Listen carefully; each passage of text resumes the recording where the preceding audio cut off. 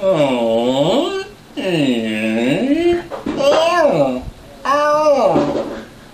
Snafu Enterprises presents a FUBAR production company production of Southern Cornbread. Meow. Time to make a little Southern cornbread. We start with two primary ingredients, a glass and a little bit of Southern Comfort. That doesn't go in the cornbread, that goes in the cook. The next important ingredient, after a little bit of Southern Comfort, is a good cast iron skillet. You can see that mine's been around a while. I'm going to put a little bit of canola oil in here. Oh, about a tablespoon, I think. Should be enough. And then we pop the skillet in the oven. Then set our oven to 450 degrees. We'll turn that down a little bit after we actually put the batter in the pan. We're going to mix the batter in two small bowls. One of these bowls I'll use for dry ingredients, the smaller of the two, and the other one for wet ingredients. I like to mix them separately so everything gets well mixed together before we put them together. Our dry ingredients would include all-purpose flour, cornmeal, I like yellow cornmeal, but you can use white, salt, baking powder, and baking soda. We'll mix these together in the small bowl. Start with a cup of yellow cornmeal, a half a cup of all-purpose flour, a teaspoon of baking soda, baking powder, a teaspoon of baking powder. I just kind of estimate these. A half teaspoon of soda and a bit of salt. Maybe a half teaspoon of salt. The dry ingredients in this bowl. So I'm just going to mix them together really good. See, if you mix the wet and dry at the same time, it'd be hard to make this mix together good. Alright, that's all the dry ingredients. Wet's next. The primary wet ingredient, of course, is buttermilk. And I've already poured some buttermilk out over here. And I've got one egg and some oil. So here's our bigger bowl. First thing I do is crack an egg in it. You know, in the old days, we used to have to crack eggs one at a time, always in a separate bowl, because you never knew when you were going to get a fertilized egg, one with a little chicken in it. Today that doesn't happen very much, but I guess old habits die hard. Then I'm going to beat the egg a little bit.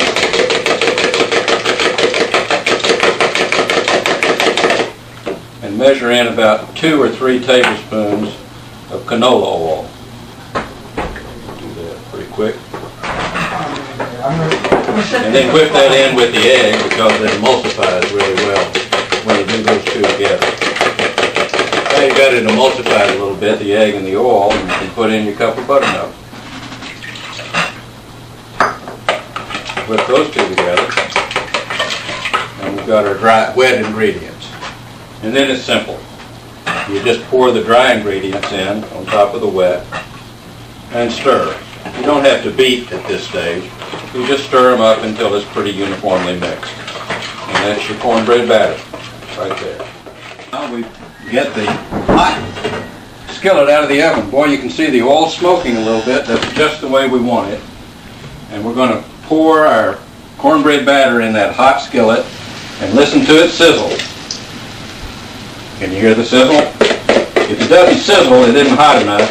So next time, heat your skillet a little bit longer. Get all that batter in there. And my cameraman will come in here and give me a close-up and see what that looks like. Cornbread batter sizzling in the skillet. Pop it back in the oven.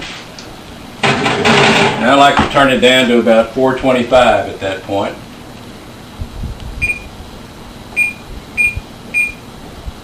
And set the timer for 20 minutes. It should be golden brown. Alright, the alarm went off. The cornbread smells wonderful. So let's take a look. What do I see? It looks wonderful too.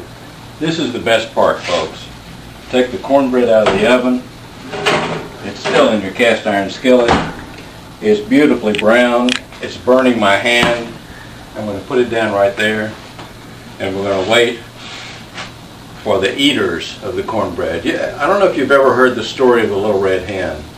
If you haven't, you really should look it up, because there's only one or two people who are interested in helping make the cornbread, but I guarantee you there are going to be a lot of folks who will be interested in helping eat it.